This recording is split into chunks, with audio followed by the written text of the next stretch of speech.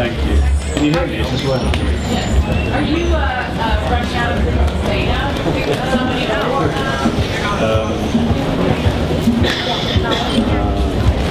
No, it's because it's always about, you know, it's about thanking the people who helped you go on the journey. So it's not so much about me. It's about making sure I give acknowledgement to all the people who've been so instrumental in the success. It doesn't do. What was your biggest challenge in making the film, and how did you get around it, Eric? I mean, I suppose it might be, you know, because we're the Independent Film Awards, it might be fair to say that it was very tough to get it made. I mean, the biggest challenge was probably putting it together, because you know, people were not lining up to finance the King's Speech, and it was, you know, thanks to Momentum in the UK, the Film Council, the Weinstein Company, you know, a number of different partners have made it possible at a difficult time. And in the end, you know, films only happen if people believe you and you want to start on. Yeah. Hi. How do you feel about the re-editing of the film for PG-13 rating? The article, I think what's happened is that I understand the MPAA has said if we drop the audio of the fucks out, then they're willing to release it as PG-13, and they gave us a kind of pre-clearance on that, but I'm going to see on Monday that version of the film, so I can comment better then. Right over here, this one. They're predicting a sweep tomorrow, obviously. Is it nerve-wracking? I haven't read any predictions, so you know. You're not nervous at all? Are you excited? I think anyone would be not in their right mind if they weren't nervous at the prospect of possibly making a speech in front of 500 million people.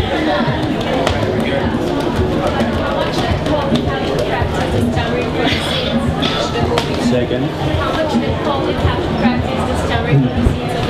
It actually came to him quite naturally.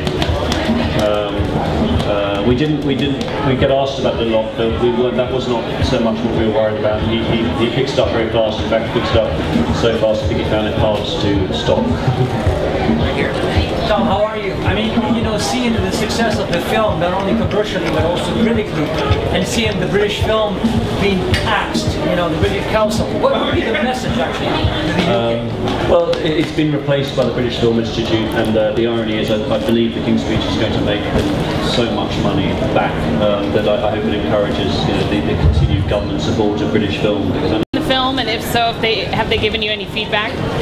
Well, I only know as good as you know, and I certainly saw in the papers a couple of weeks ago that the Queen was reported to have seen it and been moved and found it enjoyable and found it amusing, which I was delighted about. And then that story was run on the BBC and various other outlets around the world, so I assume it's been corroborated, but you know, it's reported. Right here. The film was extremely meticulous in all the details. How did you assemble your crew and work with them to get the wonderful look of it? Part of it is a mixture of people I'm working with for the first time and collaborators who I've been working with for a while. So Danny Kern, the DOP, is my third time. He shot John Adams, the European half of John Adams, and then he shot my film Longford with Jim Broadbent, and then there's Eve Stewart in Elizabeth I, and she did the Downton United last year, and then this. And I think when you work with people over a few years, it's like a conversation you pick up in midstream, so you're not going back to the beginning each time, and I think we end up challenging each other and pushing the look of the film on each time. Your film brought British cinema to the spotlight. Yeah. How do you analyze the current situation of British cinema? Who are the great directors that somehow influence you? I mean, you know, I always think about Mike Leigh and Ken Loach and these incredible British auteurs who self-author, and I think they're certainly English filmmakers I grew up hugely admiring. But yeah, I think British cinema is in pretty healthy shape. But I mean, it's you know, you can't judge it on the success of one movie. The fact that King's Speech has done so well won't, you know, overnight change the business. It's still going to be, you know, I'm sure a fight in each film. Last question right here. You're going to see the PG-13 cut tomorrow, but are you at all happy about that? Is it something that you stand behind? Until I see it, I can't tell. I mean, I'm certainly very unhappy that the kids are discouraged from seeing it here, because I think it's a film that touches on so many issues to do with childhood. Particularly, you know, I suppose the film has the message that please don't carry the trauma of childhood throughout your adult life. You know, you can address, you can unpack it, you can look at it. You know, kids who experience bullying, or kids who experience any kind of tough experiences, you know, I think they'll connect with it.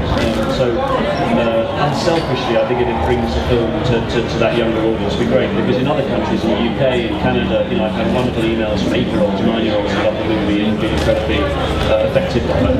Why would I want to, you know, limit it? What's your best bet on how many Oscars you know you'll end up with tomorrow? I knew it would release, I have not read a single prediction, so I have no idea. Thank you.